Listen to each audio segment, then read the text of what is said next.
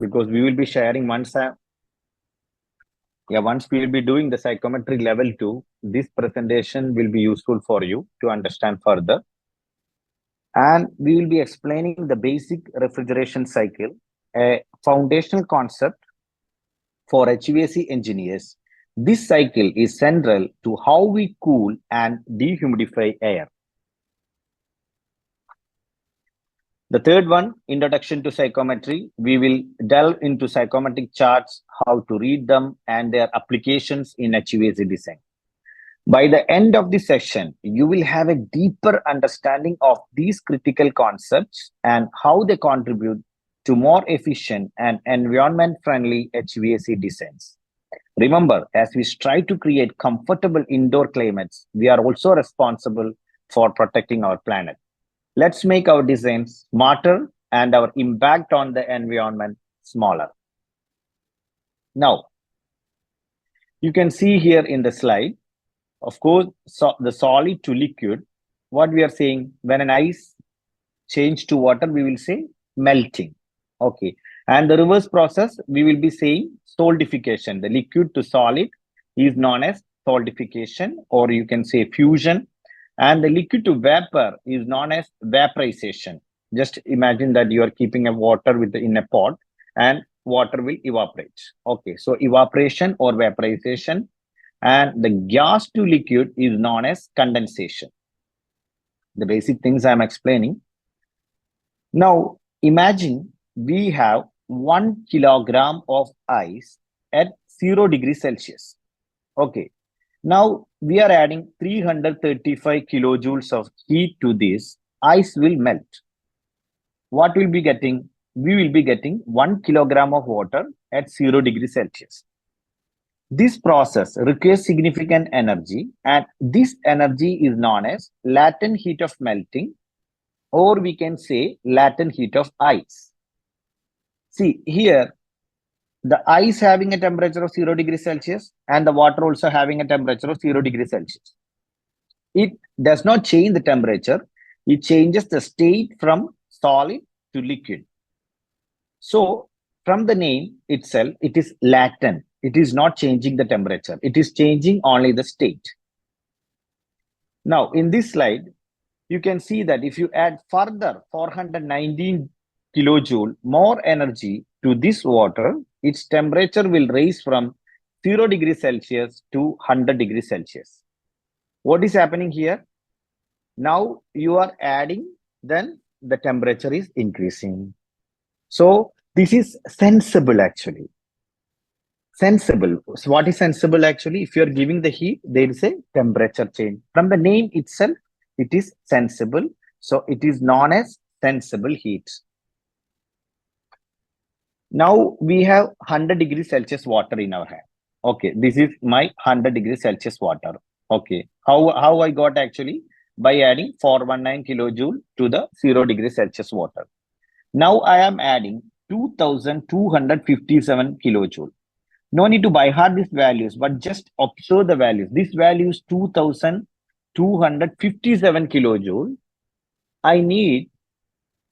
Why I need this much energy? This is known as the latent heat of vaporization, allows the water to change from liquid to vapor without a temperature change. Here I am getting the vapor at 100 degrees Celsius. Again, this process, how this process, we are giving the heat, but there is no temperature change, only a state change. So the name is latent heat. So far, we have added around 2676. If you are adding this 419 kilojoule with the 2257 kilojoule, we are having a total of 2676 kilojoules. Here, you can see that just I want to add, further the heat, that further the temperature I want to heat. Just imagine that I want to add the temperature by 15 degrees Celsius further. We need to add only 28.3 kilojoule.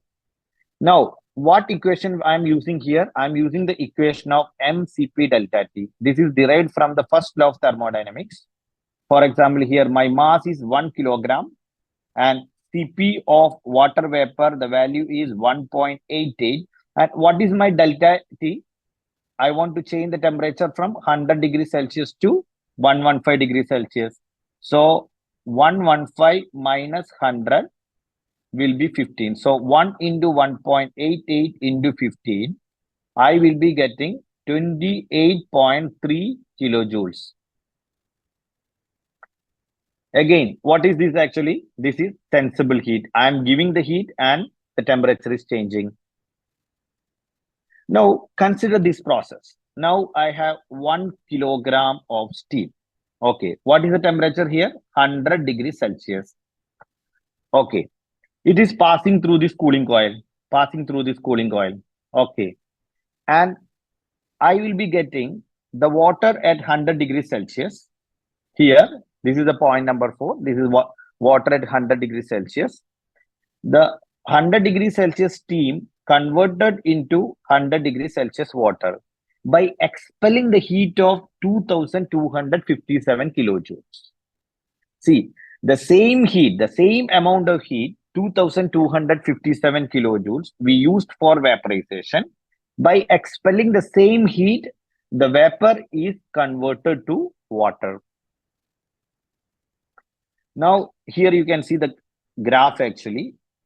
First, what we added? We added 335 kilojoule for changing the ice to water. Then we added 419 kilojoule to increase the temperature from 0 degrees Celsius to 100 degrees Celsius. So the graph is like this. This is my sensible portion. And then we added around 2257 kilojoule. The graph is a straight line to the y-axis. This is latent portion. And then 28.3 kilojoule for the superheating. You may notice something very interesting. 335 kilojoule is required for the latent heat of melting. 419 kilojoule is required to increase the temperature from 0 degrees Celsius to 100 degrees Celsius. Then 2257 kilojoule is our latent heat of vaporization. The latent heat of vaporization is enormous compared to the energy required to increase the temperature or melt. The 2257 kilojoule needed for vaporization is higher than any other value. Now, here is a question for you. Consider this scenario. What if the air conditioning units were not invented? How would you remove the heat from a room? You can drop your answers in the chat box. You will be getting 1 minute time to drop your answers.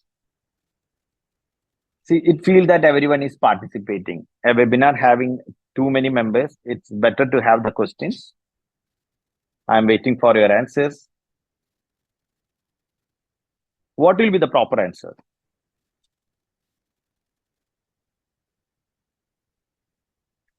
Yes, slowly start getting the answer.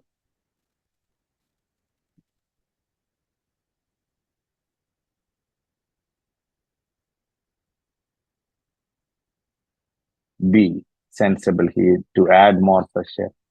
No, actually, we will be using the latent heat of vaporization. The latent heat of vaporization is the method that we are using. I will explain you while explaining the refrigeration cycle. Now, you can say that sensible heat is the one that we are giving the heat. At that time, there is a change in temperature. From the name itself, it is sensible. And latent heat, we are giving the heat, there is only a state change. For example, liquid to solid or solid to liquid, and gas to liquid or liquid to gas. Here you can see the different slides. For example, here I am giving the heat. This is my heat and this is my temperature.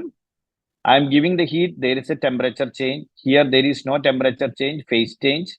Again, temperature change, phase change, temperature change. Here you can see this one is sensible heat. And this is our latent heat. This is this heat that we are giving using to change from solid to liquid. We remember that 335 kilojoule in our previous experience of water.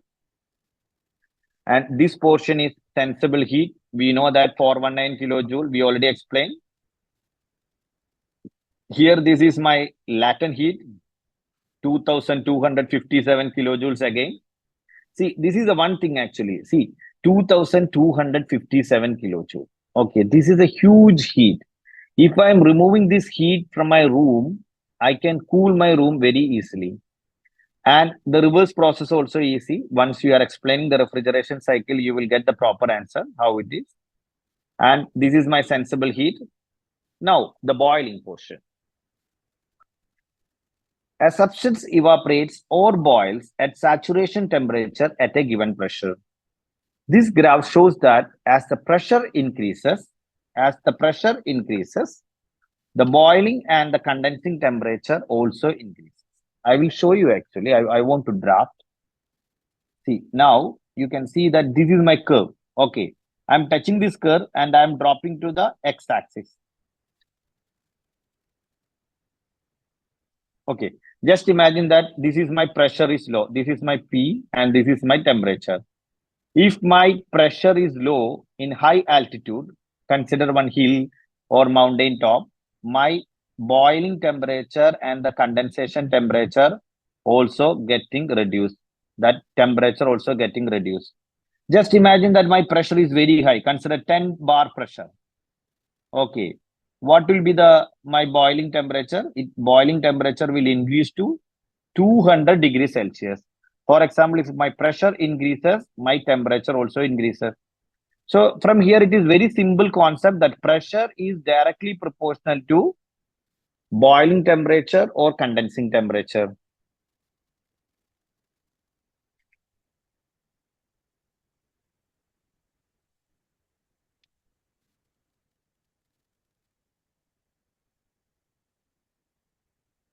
Yes, based on the gas law. Yes, you are correct.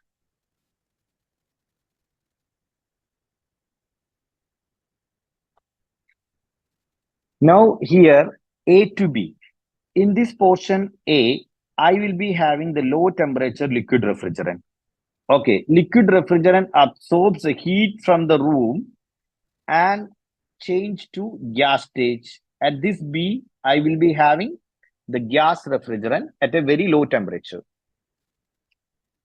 Now here the process compressor. The compressor increases the pressure of the refrigerant. Why do we need to increase the refrigerant pressure?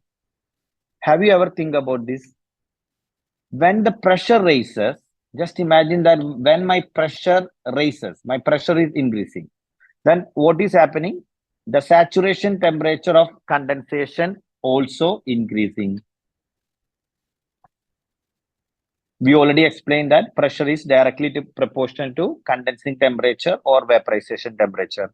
So the refrigerant will be able to expel the heat absorbed from the room to the higher temperature air. You know that here refrigerant is absorbing the heat from the room at 23 degrees Celsius. Here maybe this is expelling the heat at 46 degrees Celsius. How it is possible? By increasing the pressure by using the compressor. So here what I will be getting? I will be getting liquid refrigerant by expelling the heat of condensation. Now, yeah, the condenser stage. This is already explained to you. Now here this is the adiabatic expansion process. Now I am reducing the pressure drastically. The pressure of the refrigerant suddenly reduces and the saturation temperature of vaporization. Now why we are reducing the pressure, what will be experiencing? The temperature also reducing. The temperature reduces suddenly. Okay. Then what I will be getting? In this point, I will be getting low temperature liquid refrigerant. By decreasing the pressure drastically, I will be able to again take the heat from my low temperature room. The cycle repeats continuously. Here, as you all know, we already explained, refrigerant absorbs heat from the load. And here, refrigerant rejects the heat to atmosphere. Now, we will be starting the psychrometrics. Of course, the goals of this chapter to understand the psychrometric chart and to plot a standard cooling process on the psychrometric chart. We will be having the introduction, the properties of air and water vapor, and I will be explaining all these things in detail. So I'm moving to the next slides. Now, understand the properties of air and water vapor mixtures. This already I explained. Actually, why we need to study the psychrometrics? Why do we need that? Just imagine we have a room, okay, and we are experiencing condensation issue. Of course, we need to use a psychrometric chart to prevent and analyze and rectify these type of issues. From psychrometric chart only, we will get the solution and how to come out from these issues, condensation related issues. And another thing, you know two conditions of the air, say wet bulb temperature or dry bulb temperature. I will explain further in detail. Once you have the two conditions, you will be able to discover all other properties of the air.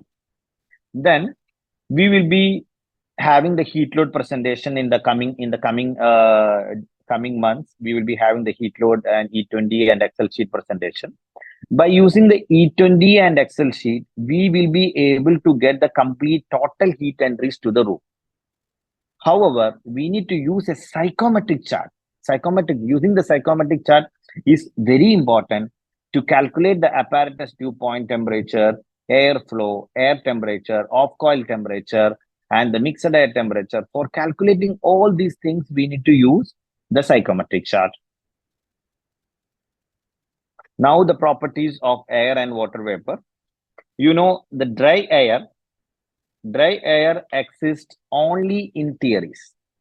Atmospheric air is always a mixture of dry air and water vapor.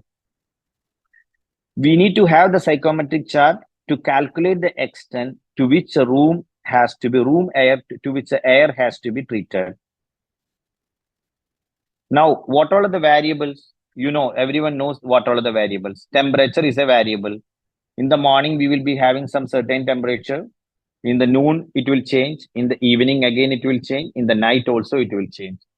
Humidity, we all know, especially the people in Bahrain, know humidity is a variable. Some days we go out, we feel like anything. We feel sweating. Now the pressure is another variable. This variable will be changing, depends on the heights. If you are going to the mountain top, the pressure will be low. What is the composition of dry air? We know, we already studied in our basic classes, 78% nitrogen and 21% we have oxygen and 1% we have other gases. See, now this is the one. We already explained that dry air exists only in theories. Here you can see the dry air. Here you can see the water vapor. Water vapor finds the space in between the air molecules. You can see how it fits actually.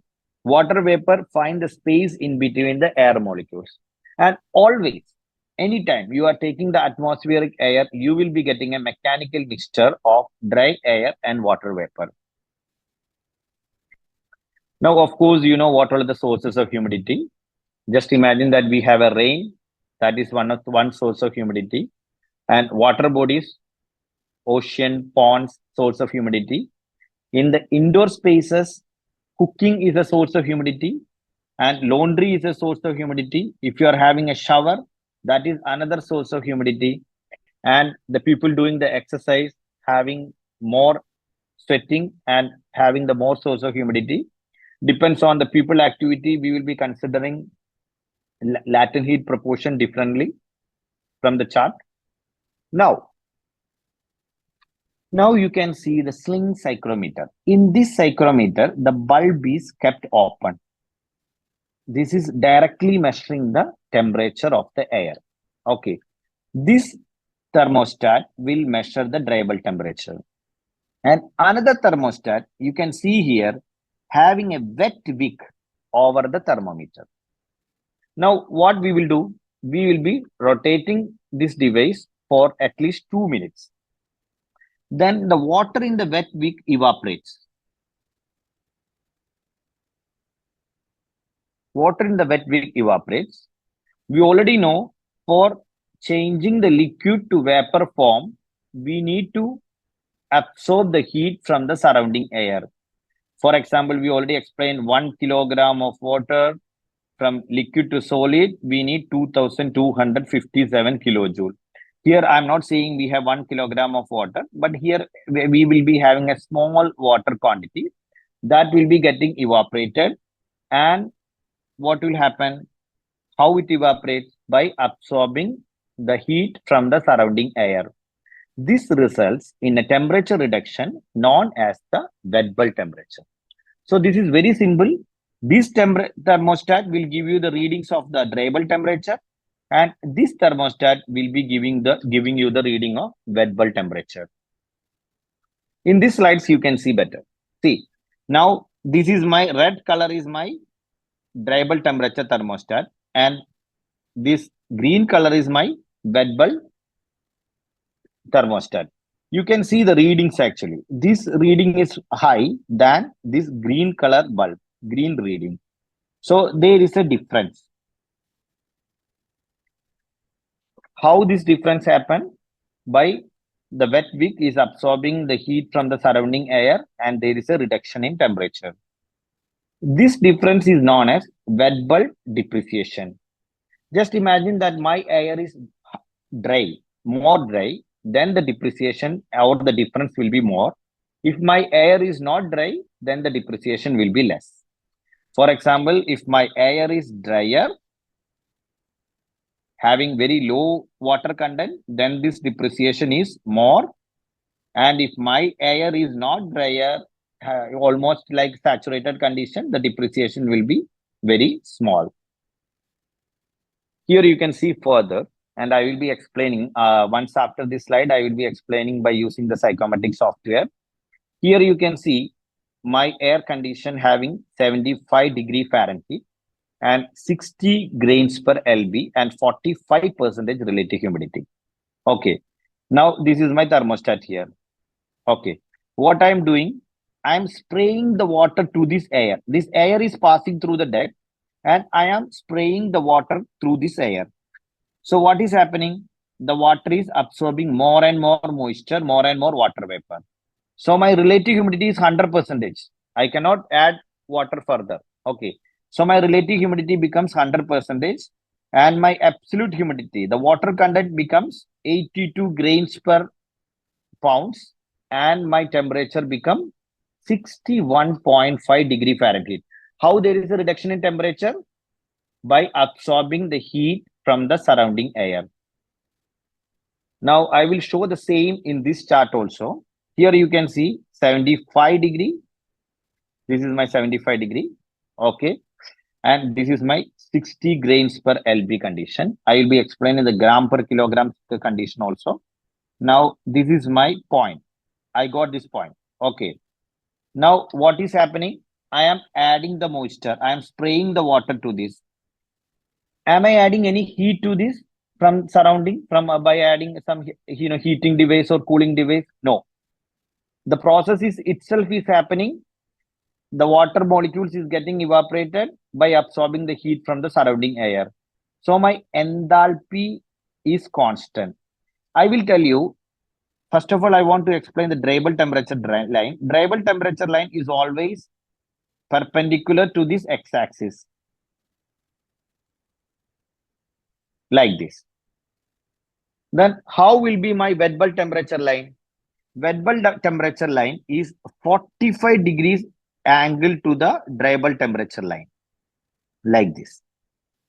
This will be my wet bulb temperature. See, this is not actually wet bulb temperature line. Of course, this is wet bulb temperature line, but this is constant enthalpy line. This is my enthalpy line. Both wet bulb temperature and enthalpy line have same angle, 45 degree to the dry bulb temperature. Okay. So, as you all know, in this evaporative cooling, I am spraying the water. I am not adding or removing the heat by using an external device. My enthalpy is a constant and this is the line. So, as my enthalpy is my constant and I am adding the water, so my absolute humidity is increasing. And as the water molecule is absorbing the heat from the surrounding air, my dribble temperature is reducing to 61.5 degree Fahrenheit. I want to explain the same by using the psychrometric chart. First, I will explain you how my dribble temperature line looks like. See, you can see the dribble temperature line. Now I'm clicking only the dribble temperature line here.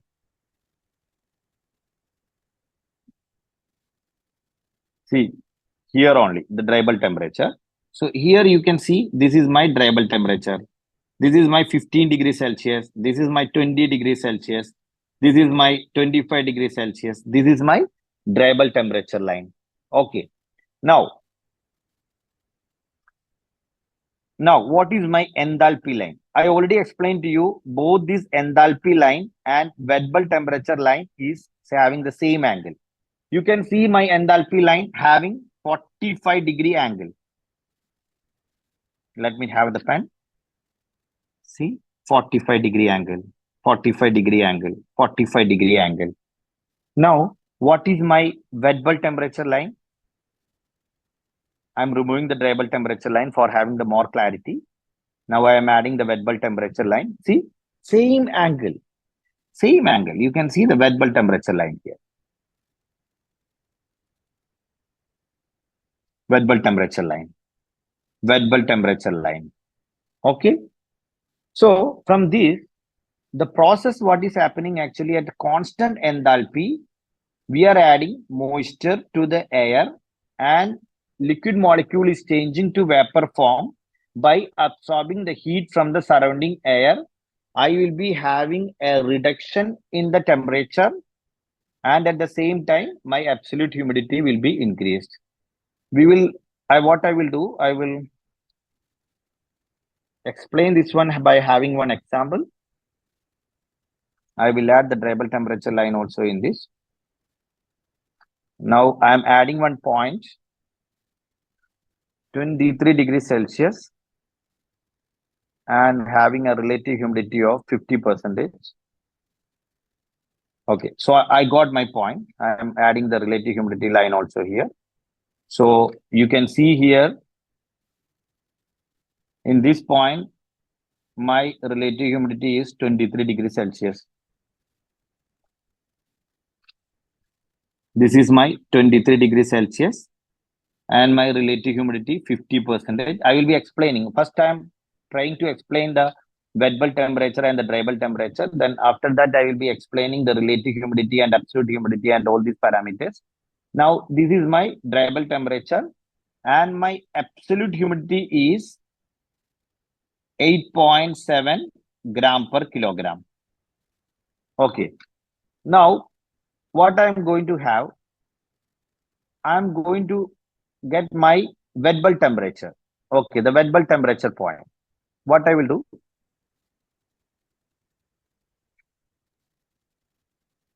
16.2 is my wet bulb temperature. So I am changing here also. 16.2. And I am adding this one. See, here you can see this is my wet bulb temperature. What is this process? This process is happening in constant enthalpy. Okay. And what happened in this process? Other thing, what is happened? My absolute humidity, the water content increased in the air. Now it is in the 100% relative humidity line. The water content, absolute humidity is increased to 11.5 gram per kilogram. See, here my water content is only 8.7 gram. Here my water content is 11.5. My relative humidity was 50 and now my relative humidity is 100%. This process is a constant enthalpy process. So the wet bulb temperature line is having the same angle of enthalpy lines and the dry bulb temperature line is having the perpendicular angle to the x-axis. So now we'll explain further.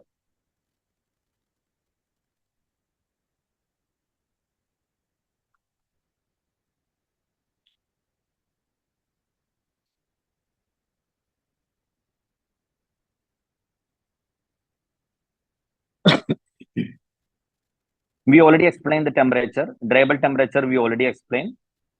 Now here, I want to explain absolute humidity and relative humidity. Most of the people have this confusion, what is absolute humidity and what is relative humidity.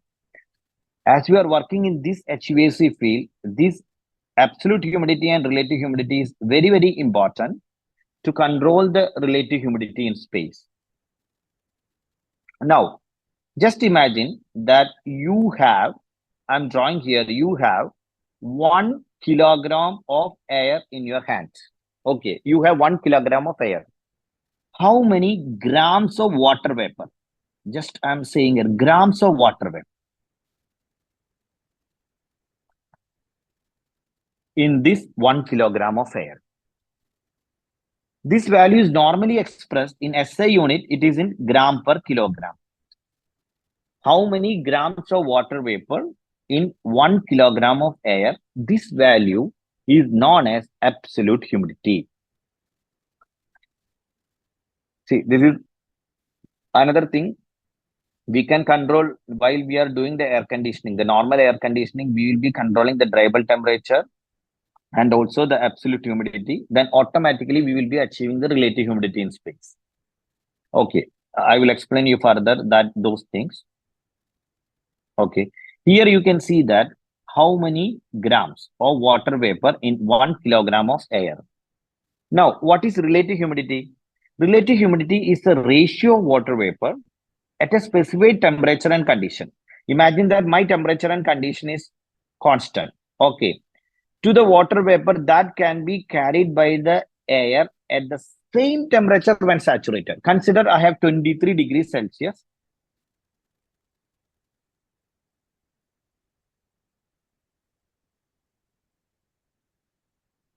I think consider I have 23 degrees Celsius. Okay, at 50% relative humidity. And what is the value of my absolute humidity? X is the value of my absolute humidity. And now what is excess? Same 23 degrees Celsius and 100% relative humidity. What is the maximum water vapor it can contain?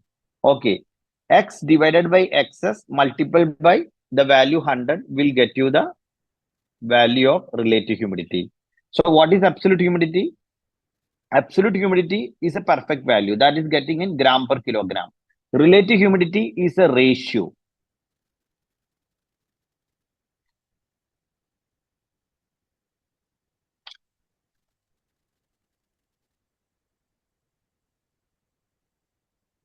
Okay, I want to explain the same by using the psychrometric chart also. Give me a minute. Now, we already added the point actually 23 degrees Celsius and 50% relative humidity. This is my 23 degrees Celsius and 50% relative humidity. I have a value of 8.7 gram per kilogram absolute humidity. Okay. Now I'm going to add another point. The same dryable temperature is 23 degrees Celsius. 23 degrees Celsius and relative humidity is 100%. That is my value of excess. Okay, this is the point. P3 is the point. Okay, now P3 is my point. This is same temperature condition and having the same pressure also. I not change the pressure factor here. I'm considering the sea level. So here 23 degrees Celsius, 100% relative humidity. Here 23 degrees Celsius, 50% relative humidity. 8.7 gram per kilogram is my value of X. And here the value of excess is coming around 17.4 gram per kilogram. If I'm using the earlier equation, what we explained, X divided by excess, what is the value? 8.7 divided by 17.4 multiplied by 100, we will be getting the value of 50%. This is the relative humidity. Okay, I hope all of you understood. Absolute humidity is a value of grams of water vapor in 1 kilogram of air, and relative humidity is the ratio, is perfectly a ratio of water vapor.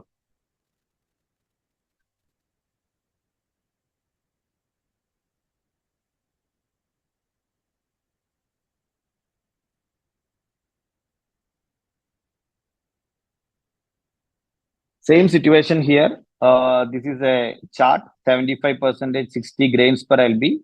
And once I am touching my 100% relative humidity line, I have a grains per LB of 132. So my relative humidity is X divided by XS multiplied by 100. I will be getting a value of 45%. Now we already explained what is wet bulb temperature, what is dry bulb temperature, what is absolute humidity, and what is relative humidity. Now, what is dew point temperature? For example, we will be having some certain conditions of air is there. That condition of air will be having a dew point temperature.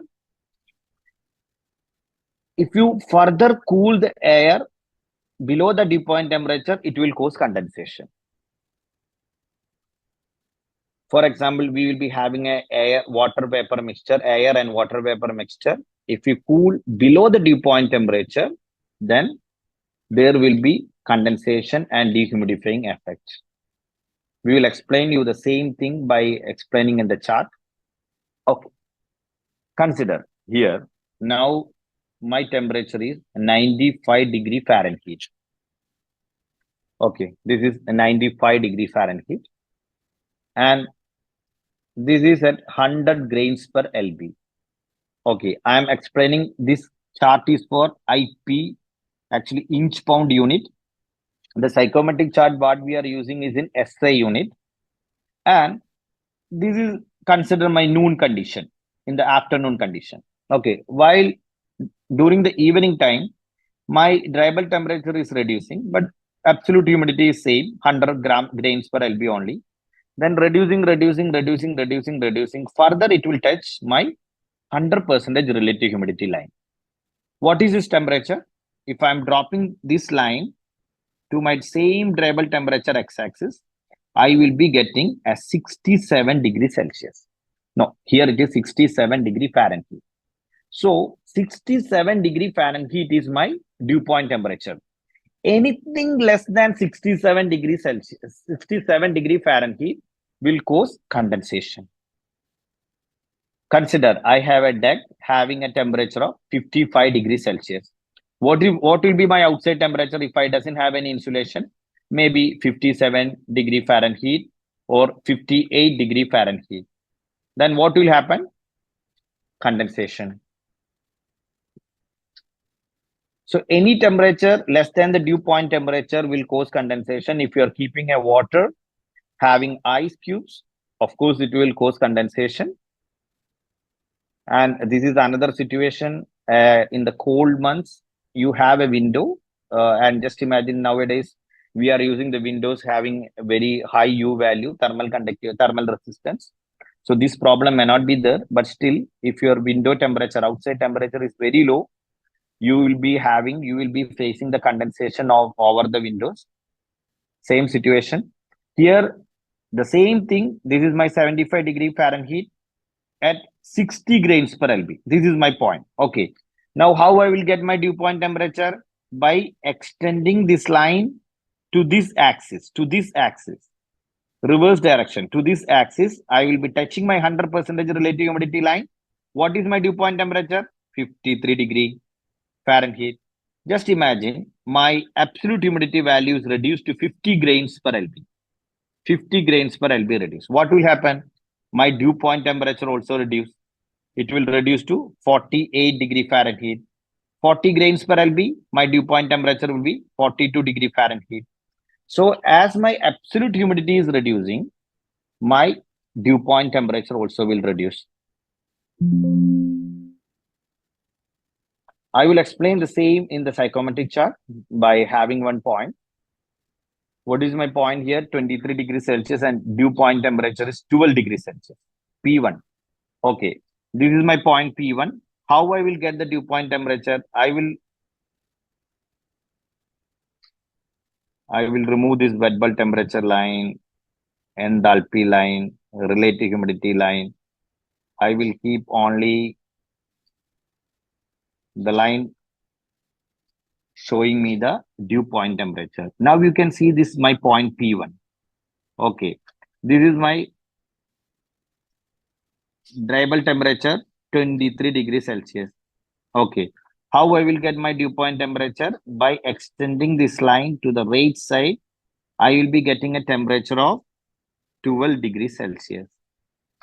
Here, if I am checking the value of dew point temperature in this one, here by the point, it is already clearly explained here.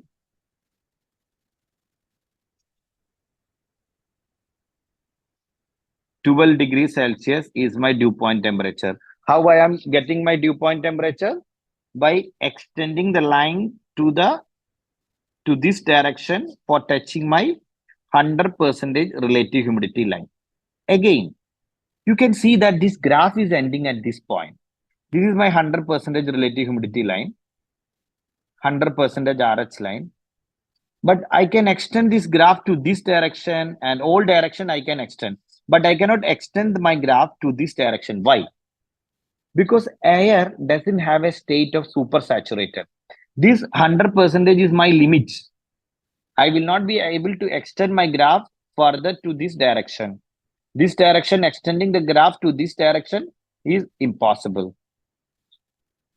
There is no supersaturated stage. So now you got what is absolute humidity, what is relative humidity, what is dry bulb temperature, what is wet bulb temperature. Now we will explain further. Yes, this is my dew point temperature. Now density. Give me some answer actually. Which air is more denser, dry air or wet air? See, dry air is having more density. For example, the density of the dry air is around 1.293 kilogram per meter cube. Then what is the density of my water vapor? Only 0.804 kilogram per meter cube. Water vapor occupies a greater percentage of volume. That is the main reason for this.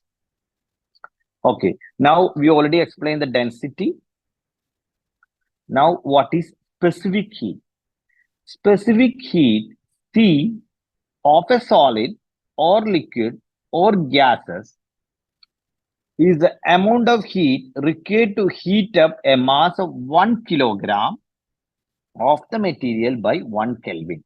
This is specific heat. Specific heat, of course, it will increase with increasing temperature for all the materials. And for gases, it will increase with increasing pressure. As a result, for gases, we distinguish between Cp, the specific heat at constant pressure, and Cv, the specific heat at constant volume.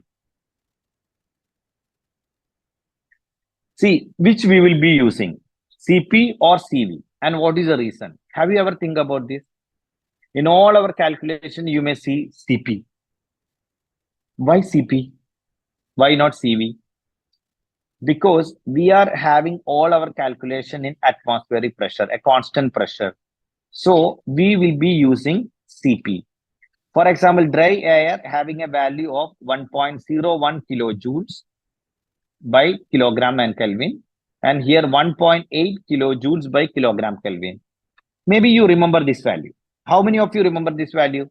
Can you please raise your hand? Okay, fine, great.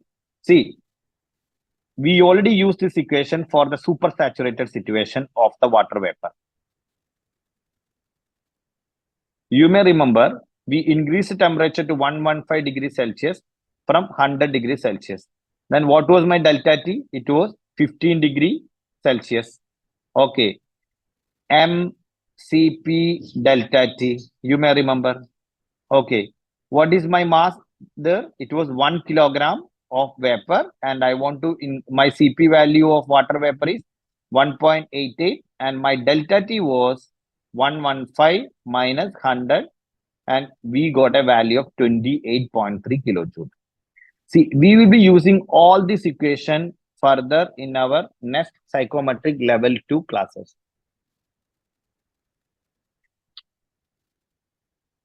Now, here the enthalpy. Enthalpy, we already explained slightly. Dry air, just imagine that you have a dry air. That means zero absolute humidity. You don't have any gram per kilogram of water vapor. That is normally, it is not possible.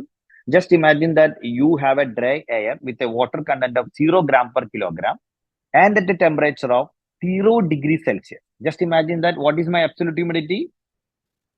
Absolute humidity, just imagine that X, the value of X is 0 gram per kilogram. And what is the air temperature?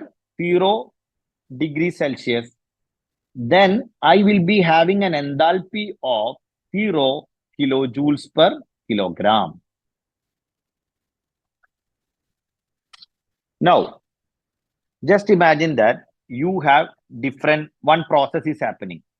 Before we explain how the wet bulb process is happening, okay, there will be a difference in delta H between the beginning and the end stage of air modification.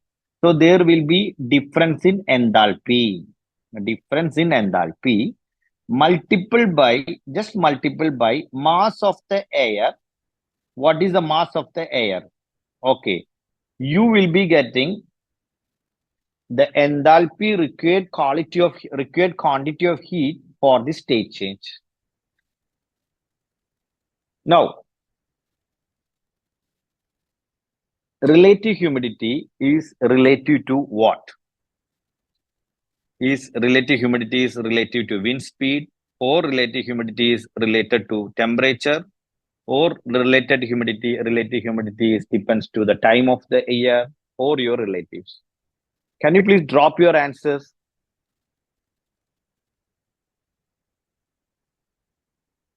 Very good. That's great. Great. Super. Yes. Relative humidity is relative to temperature. When temperature increases, I will tell you, the water can hold more water quantity, and when temperature is reducing, the ability of air to hold the water molecule is less.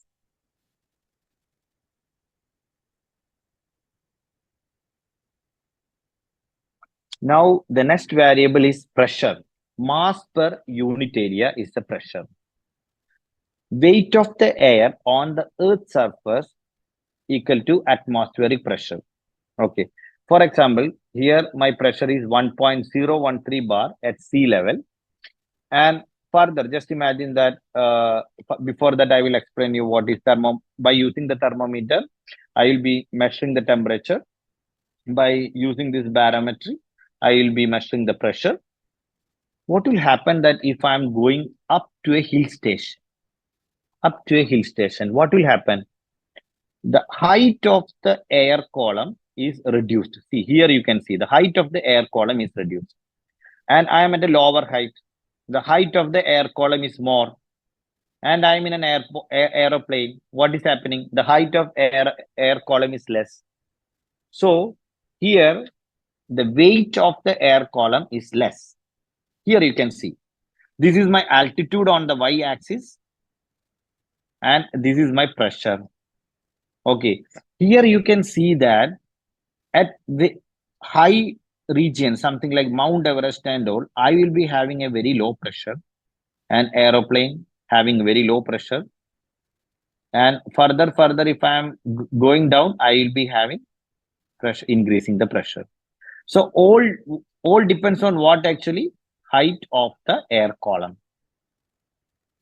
Mass per unit area. Here you can see, just imagine this is my sea level around 14.696. If I am going above around 4,000 feet above the sea level, my pressure will be reduced. What is the reason? The height of the air column is getting reduced. Now, in our future presentation, we will be explaining all these things. We will be calculating the apparatus dew point, sensible heat factor, mixed air temperature, of course, we will be doing now. And we will be plotting the different process in the psychometric chart, and we will do the calculation for that. And the cooling coil, leaving air conditions, and on coil and off coil condition, everything we will be explaining. Now this is volume flow. All we know that this is in liter per second, and mass flow is in kilogram per second. Now we have some further chart. We already explained that this is dryable temperature. This is my dryable temperature line, and this is my absolute humidity line. I'm explaining further and further. And this is my relative humidity line, and this is my 100% relative humidity line. So it is known as saturation line. Here again, this is my wet bulb line. This is my wet bulb line. This is 45-degree angle to the dryable temperature. Enthalpy line also have the same angle. And this is my relative humidity line. And this is my absolute humidity line. Here you can see further, this is my dryable temperature. This is my wet bulb temperature, 45-degree line. This is my wet bulb temperature. My relative humidity, you can see that relative humidity is relative to temperature, like this. That's why it's having the shape of the curve. All other line is either slanted or straight line or vertical lines. Enthalpy having the same angle of wet bulb. Why it is? Wet bulb process is a constant enthalpy process. Now the specific volume line having an angle of 75 degree to the dryable temperature. Now just imagine that we have 2 points. Any 2 points. You got either one dryable temperature and wet bulb temperature, or you got one dryable temperature and relative humidity. We will be able to get all other values, all other properties of the air. For example, I have 25 degrees Celsius dryable temperature and wet bulb temperature is 18 degrees Celsius. I am going to mark a point here. Then I will be getting what is my dew point temperature by extending a line to this direction and touching my 100% relative humidity line. This is my dew point temperature. And this is my absolute humidity. And of course, from here, this is my relative humidity. And enthalpy and all the values of the air can be calculated. Here you can see I'm going to explain different psychometric process. Okay. You can see this is sensible heating. Okay. In the sensible heating, we already explained absolute humidity. On the y-axis, what is there? Absolute humidity.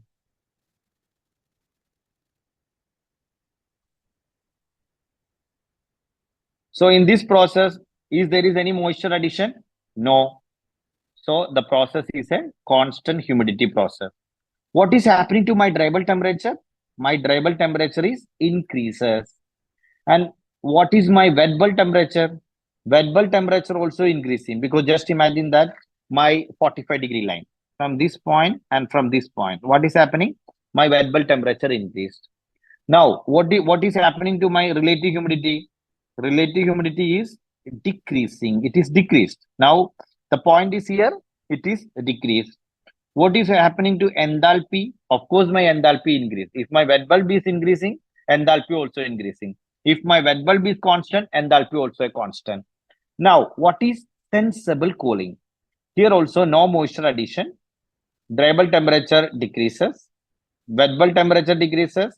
As my wet bulb temperature is decreasing, enthalpy also decreasing. And relative humidity is increasing in this process. What is happening now? I am here. I'm coming here. What is happening? My relative humidity is increasing and it is close to the saturation. So this process is known as sensible cooling, and this process is known as sensible heating. Now, what is our normal air conditioning? What is our normal air conditioning? Cooling and dehumidification.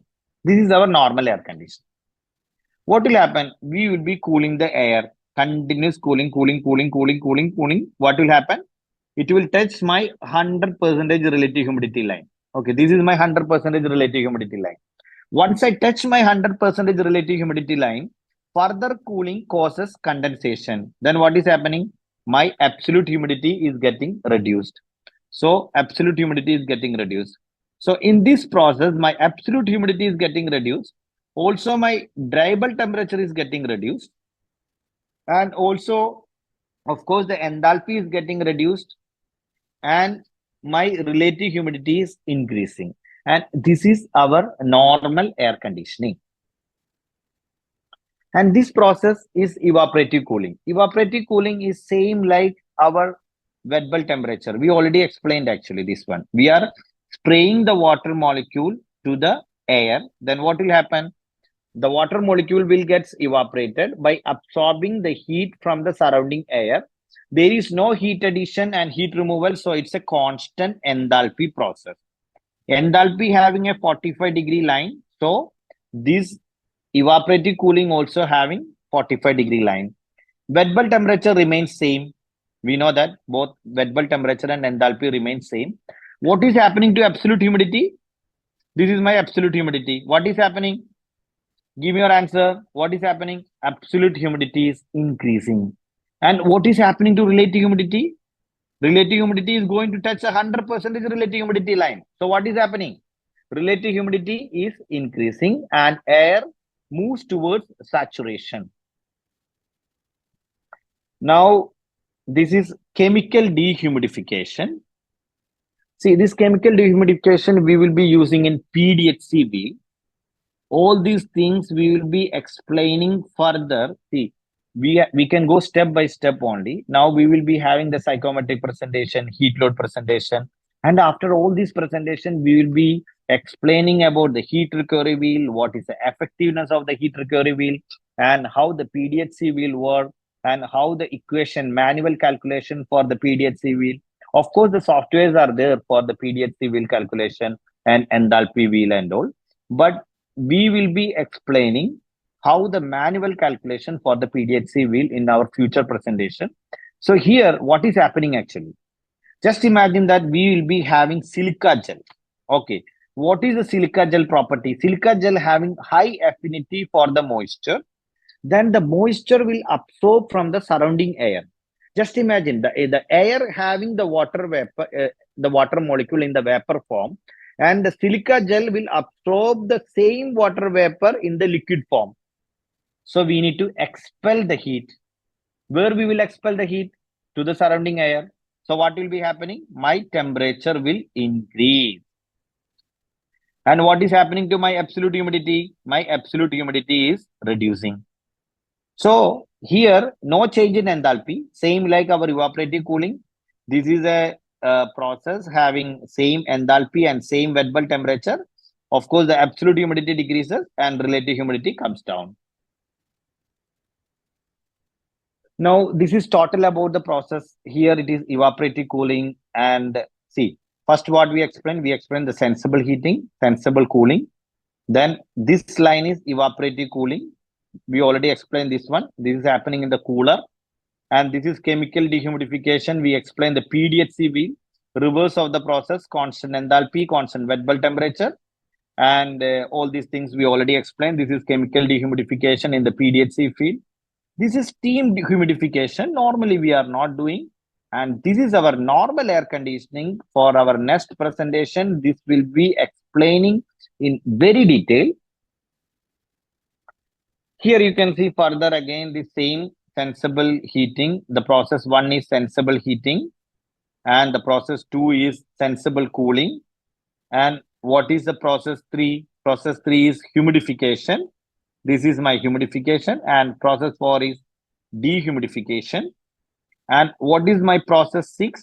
This is cooling and humidification. This is our normal air conditioning units. Okay. Then what is the process 5? Process 5 is cooler. You can see the cooler actually on the open area. You may see many cooler, even in GCC also, in Bahrain also. Okay. And this one is not normally happening, steam humidification. And this is 8 is heating and dehumidification.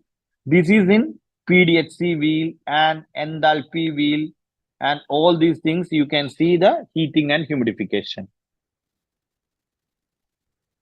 Now, how many points you need to know to plot or state a point? You can drop your answers now.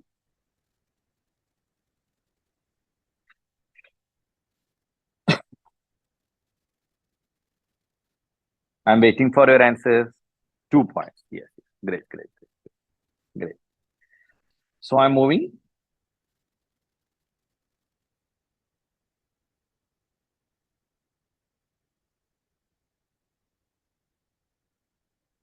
See, here I will be explaining only one calculation, that is mixing process. Okay. For example, just imagine that I have a mixed air condition. For example, maybe in our normal air conditioning, what is normally mixing? The return air and the fresh air is getting mixed. Then what is the mass? M1 T1, M2 T2 divided by M1 plus M2. Once you are calculating this value, you will be getting the mixed air condition. Here you can see this one. We will explain the same with an example. Now just imagine that you have 10% outside air at 45 degrees Celsius stable temperature and 90% recirculated air, return air. What is the temperature? 25 degrees Celsius. What is the mixed air temperature? Same equation we will use. M1 T1 plus M2 T2. You can use the calculator if you want. 10% into 45 degree. The same one. This is 10% and 45 degree. And 90% and 25 degrees Celsius divided by 10 plus 90, I will be getting 27 degrees Celsius. Now we have a lot of things to start working with your calculator, calculations and all these things. I don't want to overload you with a lot of details. The important equations, once we will be doing the heat load calculation, we will be explaining all these things and we will plot these things and we will be plot the apparatus dew point in the psychrometric chart and all the calculation, dehumidified air CFM, supply air CFM, gas loss, and this calculation process. We have many slides further to explain. But before that, now see, we have to thank Steelmark. They are sponsoring the complete event.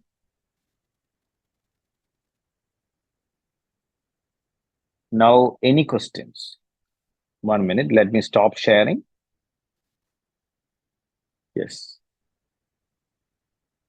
You can start asking your questions.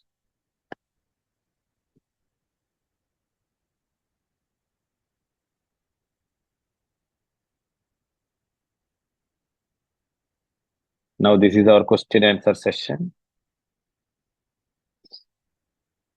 You can raise your hand. I will be giving the chance to unmute.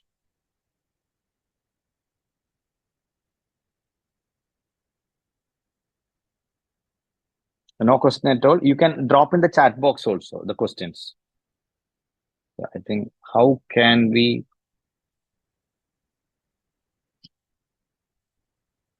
One minute, let me open the chat box.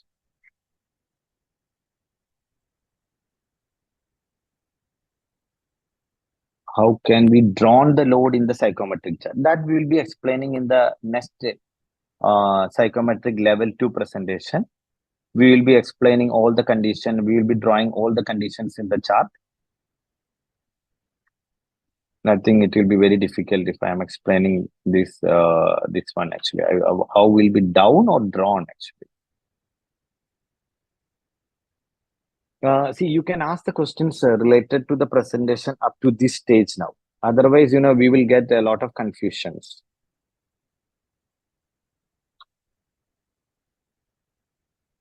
Okay, what is the normal grains per? Yeah, this is a very nice question. I appreciate this is asked by Sachin Jacob. I will explain to you. Okay. 1 minute. Let me share the screen. Very nice question.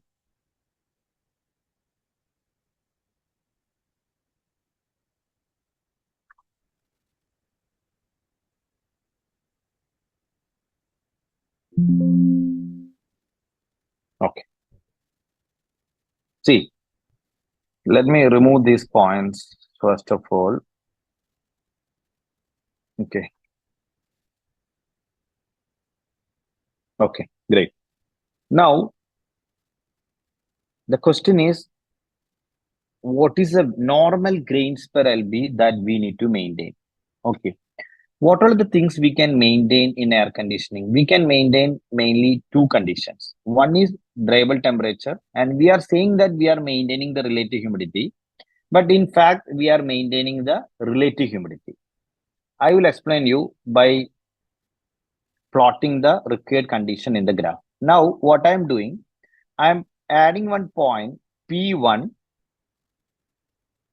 with 23 degrees Celsius dryable temperature and 50% relative humidity. I will plot the same.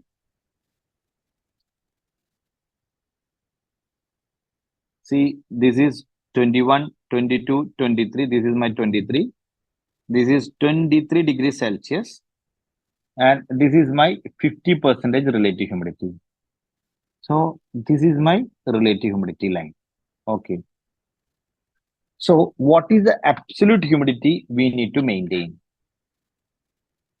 This is, if I'm extending this line, I will be touching the grams per kilogram value of 8.7 grams per kilogram. We can also say that 55% relative humidity. Normally, we will be trying to maintain 55% relative humidity. I'm adding the point P2. Okay, now the point P2 I have. And again, I'm drawing and I'm touching the line of around 9.6 gram per kilogram. This is the value. Okay. How we will maintain the absolute humidity? By removing the water, the water vapor content by the process of dehumidification. As we explained in the normal air conditioning, we will be moving the cooling, then it will touch the 100% saturated line. Further cooling, what will happen? It will dehumidify. By dehumidifying the air, we will be getting this water content. And another thing, then what are the outside condition we need to consider? Normally, what we are considering, I will be plotting the point P3. I'm covering maybe the future questions also. Plotting the point of 46 degrees Celsius and my wet bulb temperature of 4630. I'm plotting 30 degrees Celsius. Okay. If I'm plotting my point, I will be getting an absolute humidity of, first of all, let me remove the other things.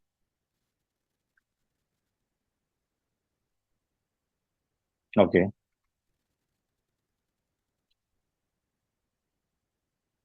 Okay. Now this is my point P3. Okay.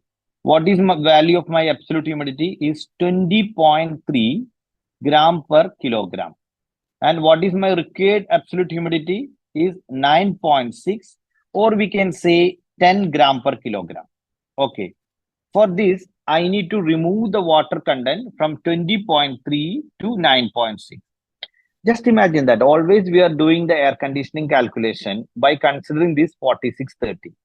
But what is the month? Which month we have the higher humidity? For example, in the month of September, you will be having the condition of dry bulb temperature 35 and the wet bulb temperature of 32. If I am adding this point, I will be getting 29.3. See, this is the point, 29.3 gram per kilogram. Okay, this is my absolute humidity. So in the month of winter, I need to remove a value that is close to 20 gram per kilogram. And in the summer month, I need to remove only the value of 10 gram per kilogram. So while sizing my cooling coil, I must know what is the possible gram per kilogram I need to remove in the winter month also. It's not winter month, close to the winter month. So these factors will be considered. Let me stop the sharing and I will check what is the further questions.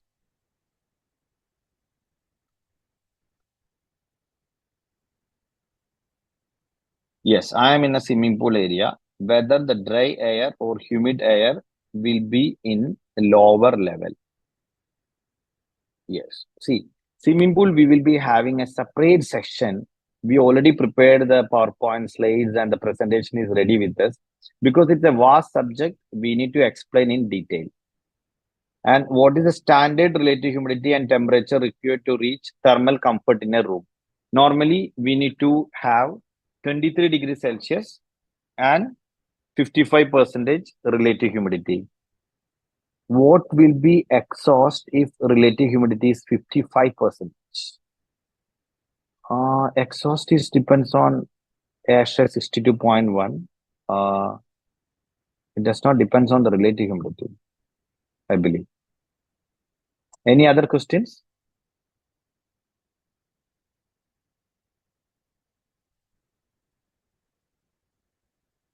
I think no more questions. Hope it is very clear, the absolute humidity portion. Absolute humidity to be maintained. I believe I got one more question. Yeah, in clean room. Yes, clean room, we will be having separate presentations.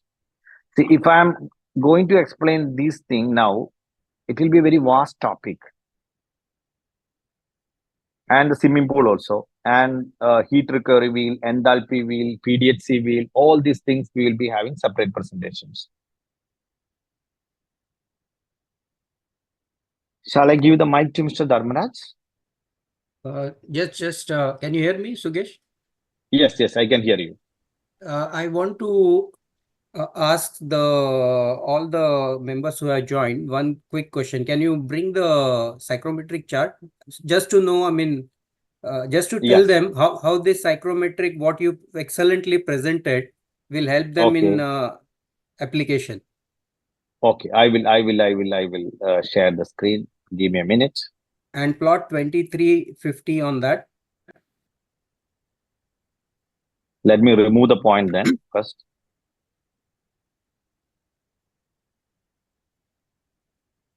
Okay, I'm adding P1. Just imagine the dry bulb temperature is 23 and RH relative is humidity 50. that, 50 or yeah, 55? 55. Okay, 55. 55. This Okay, is 55. comfort condition, yeah, of the room. Yes. Yeah. Yes, this is 23. I can draw for you.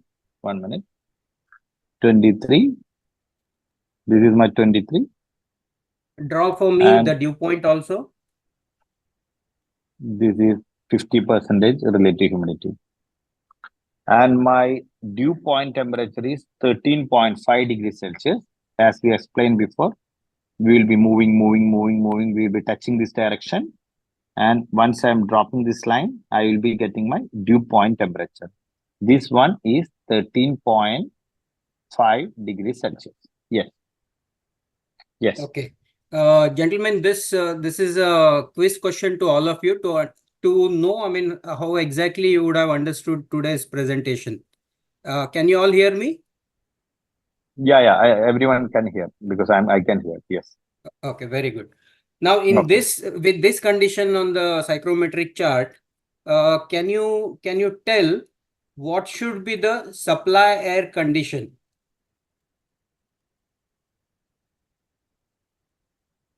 I mean, I'm not asking exact value. I mean, yeah, it should be in what range? Then we will know that. I mean, I will explain. I mean, most of you might be knowing, but for them who are not aware how this psychrometric and all helps, we will explain it to you. Can you put in your answers? In this condition, if the room condition is 23 and 55, what should be the supplier condition given the parameters that you see on the screen? Sheikh is asking, please repeat the question, please. Okay, what Can you please elaborate the question, please, further to him? Sure. The condition, room design condition is displayed, which is 23 and 55% RH. At that condition, we see that dew point is 13.5 degrees centigrade. Now, using this information, what will you design your supplier temperature to be? Supplier temperature from the equipment. It will not be one single value, but it has to be above certain value.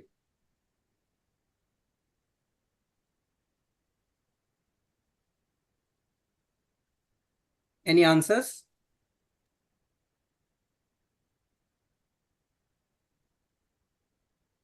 Perfect. Ashwin is Yes. right. Right. Great. Super. It should be above 13.5. I'm happy to know that, I mean, the participants are understanding the presentation. I mean, if anyone is there who has not understood, we can explain it to you.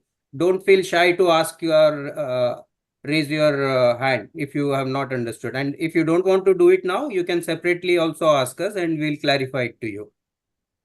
Yes. But be open. I mean, you can always ask. Anytime, also because we have a technical pool also to ask all your questions. Anytime you are free to ask the questions to our team. Okay, we will be trying our level best to answer your questions up to the satisfaction level. And maybe you are experiencing a problem in the site or anywhere. Okay, you please ask the questions. So what We are will here. happen is, just to explain to all, the answer is correct. The supplier temperature should be higher than 13.5. What will happen if the temperature is 13.5 or less than 13.5? You see, in many of the rooms, there is a condensation on the metallic surfaces or on the grill flanges and all. This is because of that. When you supply air temperature is lower than the dew point temperature, the condensation happens. And to prevent that, you have to design your equipment will discharge the supplier temperature a little higher than the dew point temperature. So I hope, I mean, this practical application would have helped you to understand why psychrometric charts are important. I mean, there are many such things which you will come to know once you go deeper into this. So all of you continue joining us in this interesting seminars. You will learn more and more. Thank you, Sugesh. Thank you for your excellent presentation.